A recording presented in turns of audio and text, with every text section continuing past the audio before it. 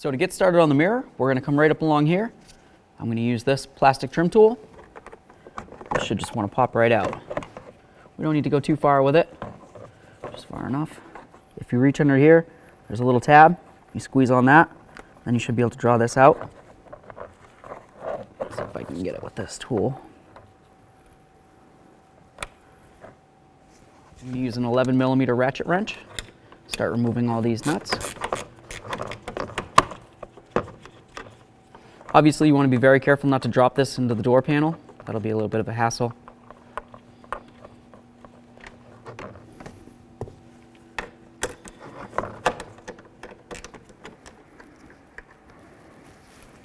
Grab that mirror, give it a little wiggle.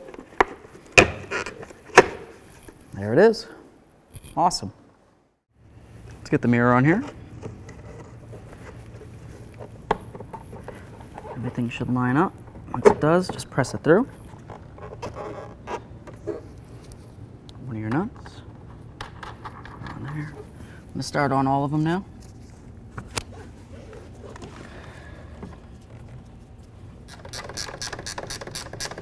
So now we're just going to snug these up.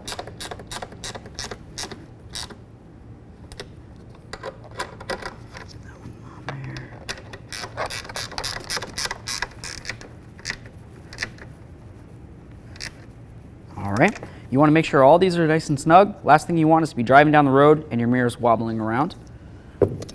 Grab your electrical connector, slide it in there. That feels great. We're going to have this. You've got your little prongs.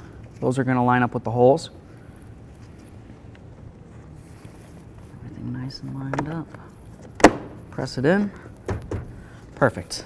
Let's test it.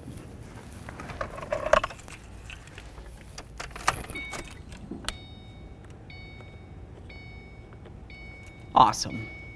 The procedure for the passenger side mirror will be the same as the driver's.